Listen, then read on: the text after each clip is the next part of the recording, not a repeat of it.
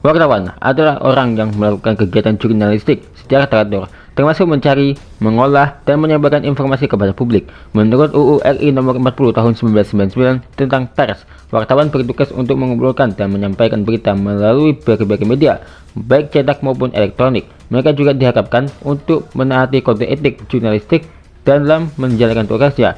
Wartawan berperan penting dalam memberikan informasi yang akurat dan terpercaya kepada masyarakat. Namun, ada kejadian naas yang dialami wartawan di tahun 1996. Fuad Muhammad Syafruddin alias Udin dianiaya oleh laki-laki tak dikenal. Inilah kronologi kejadiannya.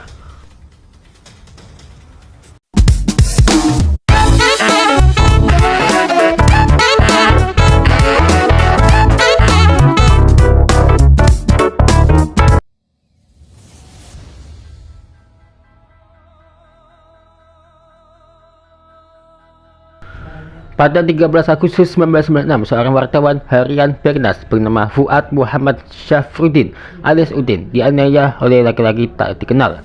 3 hari kemudian, Udin dinyatakan meninggal dunia setelah menjalani perawatan di Rumah Sakit Bethesda, Yogyakarta. Hingga saat ini kasus penganiayaan wartawan Udin masih buntu alias belum terselesaikan. Seorang laki-laki bernama Dwi Sumaji alias Iwik pernah ditetapkan sebagai tersangka, tetapi akhirnya bebas karena kurangnya bukti. Iwik yang dituduh melakukan penganiayaan terhadap Udin dengan motif balas dendam akibat kasus perselingkuhan hanya dijadikan tumbal oleh pembunuh sebenarnya. Pembunuhan wartawan Udin diduga kuat terkait tulisan kritis yang ia buat di masa pemerintahan Bupati Bantul saat itu, Sri Roso Sudarmo. Berikut ini kronologi pembunuhan wartawan Udin di tahun 1996 dan upaya penyelesaian kasusnya.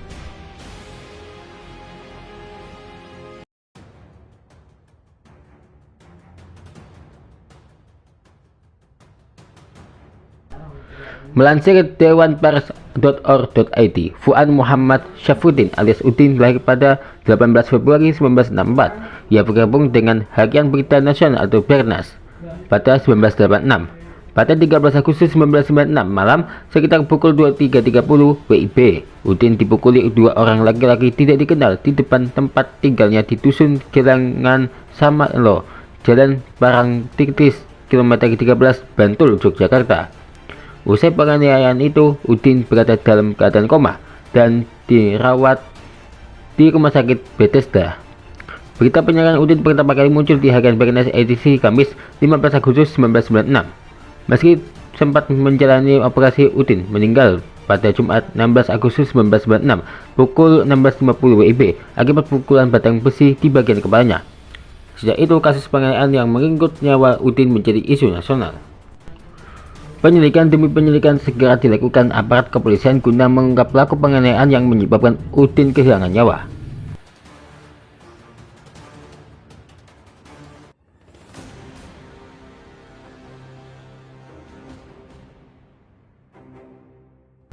Tidak lama setelah kepergian Udin, muncul nama Dwi Sumaji alias Iwi yang diajukan sebagai tersangka.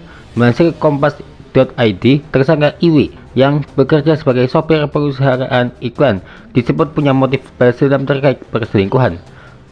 Keberatan atas penetapan Iwik sebagai tersangka muncul dari berbagai pihak, mulai dari sang istri Sunarti hingga Komisi Nasional Hak Asasi Manusia atau Komnas HAM. Ya, Jufri Taufik, salah satu pengacara Iwik, sejak awal meragukan kliennya terlibat dalam pembunuhan Udin karena kurangnya bukti dan banyaknya kejanggalan.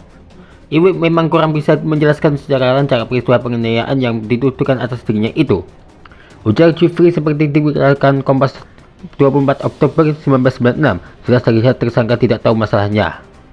Barang bukti yang diajukan berupa tongkat besi berdiameter 3 cm juga meragukan. Jufri dan Sunarti menyatakan Iwik ditangkap di perempatan Beran, Sleman, namun tersangka justru dibawa ke Parangtritis, diajak masuk Hotel Queen, diajak minum-minum, baru dikirim ke Mapolda.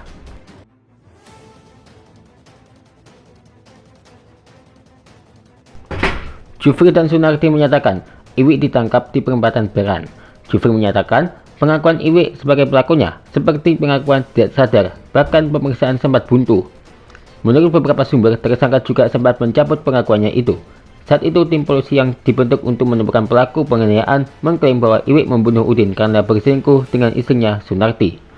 Bukti yang disodorkan polisi adalah foto Sunarti di dompet Udin. Keduanya memang pernah sama-sama menjadi pengurus organisasi siswa intrasekolah atau OSIS di Madrasah Aliyah Negeri Sabdo Dadi, Bantul. Di persidangan digelar pada tanggal 22 Oktober 1997, Iwi membantah semua tuduhan. Iwi menuturkan bahwa dirinya mengaku membunuh Udin karena dijanjikan mendapat rumah, mobil, pekerjaan, dan penghargaan dari Bupati Bantul. Ataupun yang menjanjikan adalah Kepala Unit Reserse Kriminal Umum Polres Bantul, Edi Wuryanto. Iwi juga mengatakan, "Saya telah dikorbankan untuk bisnis politik dan melindungi mafia politik."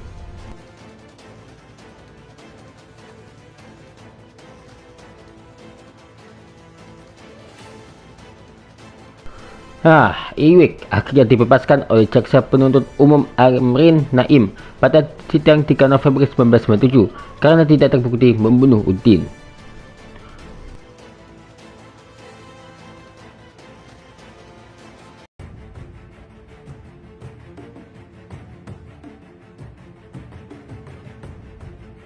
Selain disebut oleh Iwik, Edi Wuryanto telah terbukti bertindak fatal. Sebagai komandan tim penyelidik kasus Udin, Edi Wuryanto justru melakukan hal berbau klinik. Edi melarung sampel darah Udin yang harusnya disimpan sebagai barang bukti ke Laut Selatan tanpa sepengetahuan keluarga. Edi menyatakan sampel darah tersebut dipakai untuk kepentingan pengusutan dengan cara supranatural dengan dilarung ke Laut Selatan. Tidak hanya itu, buku catatan Udin yang diambil 2 hari setelah kematian sang wartawan juga diambil kemudian dihilangkan. Padahal catatan tersebut bisa menjadi barang bukti kuat untuk mencari benang merah dari kasus pembunuhan Udin.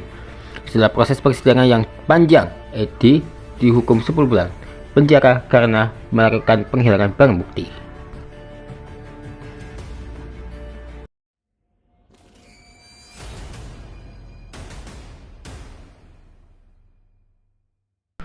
Selain Edi, anak buahnya Kopral 1 Slamet Widianto juga dihukum 1 bulan penjara karena menggelapkan barang bukti berupa setumpuk dokumen dan catatan yang diambil dari meja kerja Udin.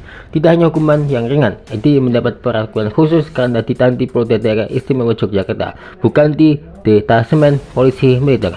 Dalam perkara Edi, kasus pembunuhan Udin tetap gelap. Para pejabat di atas Edi tidak pernah tersentuh alias kebal hukum, dan berbagai kejanggalan dalam kasus ini tidak pernah diusut oleh polisi. Usai menjalani hukumannya, Edi dimutasi ke Jakarta. Para wartawan dan aktivis di Yogyakarta menemukan indikasi adanya kaitan antara beberapa tulisan kritis Udin di Bernas tentang Bupati Bantul dengan penganiayaan yang menyebabkan kematiannya. Bupati Bantul Kolonel ART Sri Roso Sudarmo yang menjabat saat itu merupakan kerabat keluarga Jendana. Sejumlah berita terkait Bupati Bantul yang ditulis Udin antara lain mengenai urusan tanah, kampanye golkar terselubung, dugaan suap, penyelewengan dana Impres Desa Tertinggal atau IDT, rencana pembangunan mega proyek Parangtritis, dan upeti sebesar 1 miliar kepada Yayasan Darmais pimpinan Presiden Soeharto. Maksud upeti yang dikirim menjelang pemilihan bupati baru tersebut adalah agar si Roso bisa kembali menjadi Bupati Bantul.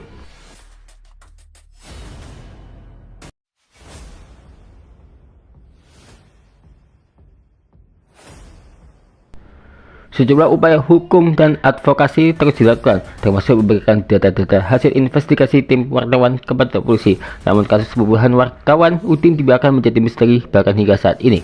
Gubernur DIY Sri Sultan Hamengkubuwono X pernah berjanji akan mengungkap kasus ini dan mengajak Polda DIY untuk melakukan penyelidikan mulai dari nol. Pada 2005, polisi DIY membentuk tim baru untuk mengusut lebih lanjut kasus pembunuhan Udin karena desakan dari keluarga dan masyarakat. Kini hampir 3 dekade setelah Udin meninggal secara tragis, kasusnya masih buntu.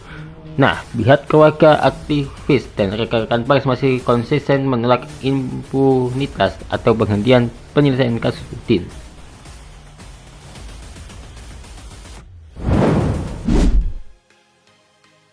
Kita akan jalan-jalan bersama dulurnya ya guys ya, dulurnya kembar ini guys. Kalau kalian bilang kalau ini dulurku ya bukan, tapi dulurnya Farhan. Siapa aja namanya ya, ditunggu sesaat lagi. Ada apa aja? Nama silatnya toh? Tahu aku sih pencak silat. Maksudnya pesertanya sama orangnya. Di 2024 aku tahu sih siapa. Itu apa? SHT. Kelas 2 itu SHT. Oh ya. Tahu aku sih